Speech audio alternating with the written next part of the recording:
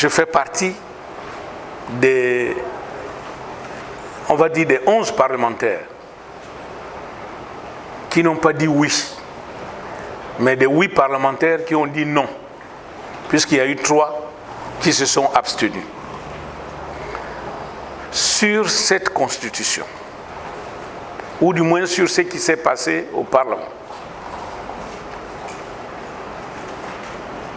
C'est vrai, il a fallu qu'on se prononce en 10 jours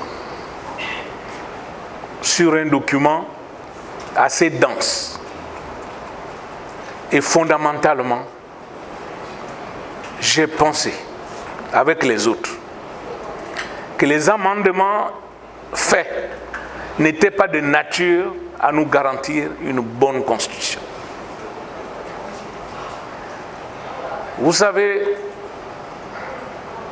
le pouvoir suprême, l'expression détenteur du pouvoir suprême, cette expression, normalement, elle est réservée à Dieu. Et elle est réservée aussi aux gens que Dieu a oints. Mais vous savez aussi bien que moi que le cœur de l'homme, quand l'homme n'est pas avec Dieu, son cœur est tourné vers le mal. Et si vous donnez trop de pouvoir à une seule personne, vous courez le risque, je dis bien vous courez le risque d'avoir des abus. Personne ne naît dictateur. Il n'y a personne à sa naissance qu'on dit qu'il est dictateur. C'est faux. On le devient. Mais on le devient comment? À cause de l'entourage, à cause des conseils qu'on reçoit, à cause des outils qu'on vous donne. Aujourd'hui, on dit qu'Ali Bongo est un monstre. Mais hier, il n'était pas un monstre.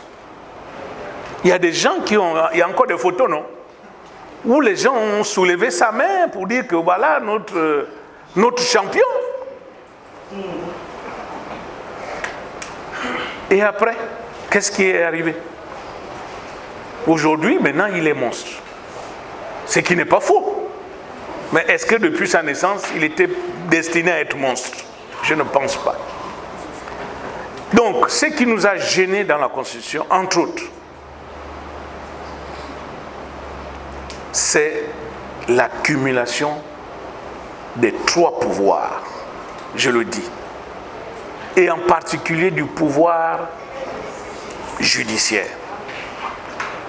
C'est un président qui m'a envoyé en prison, vous le savez, en 2022.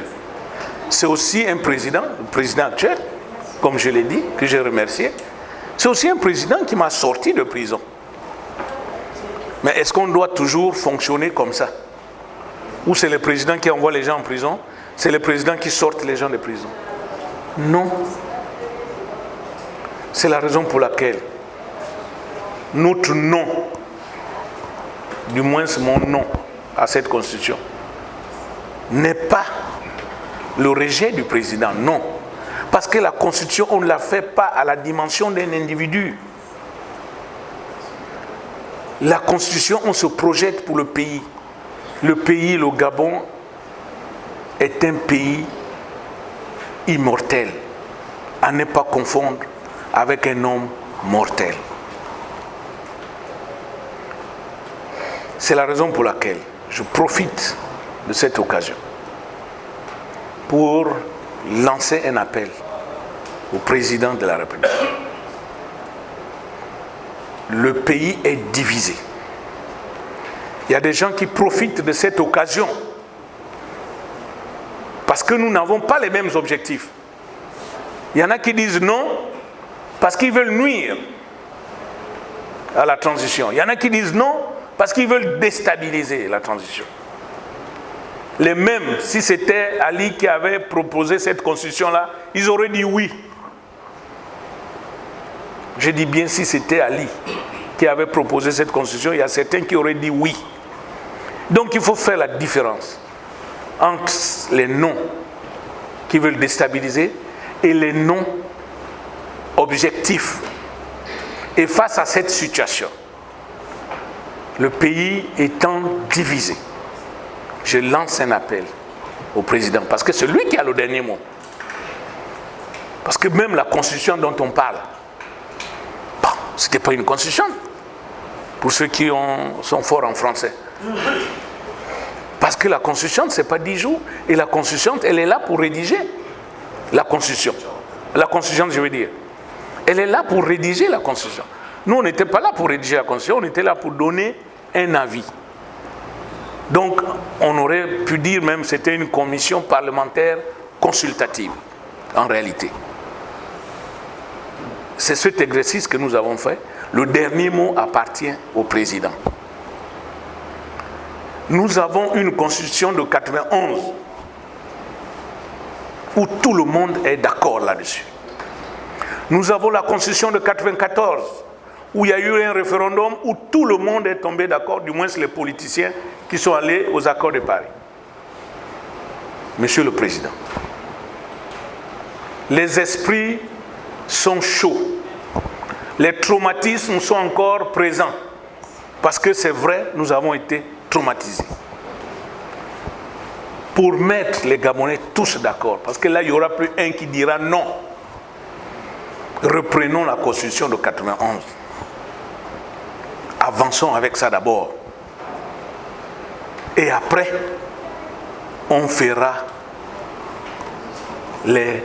quand les esprits seront apaisés, quand les traumatismes seront partis, en ce moment, notre pays, nous allons le reconstruire au fur et à mesure. Donc, ça c'est mon avis.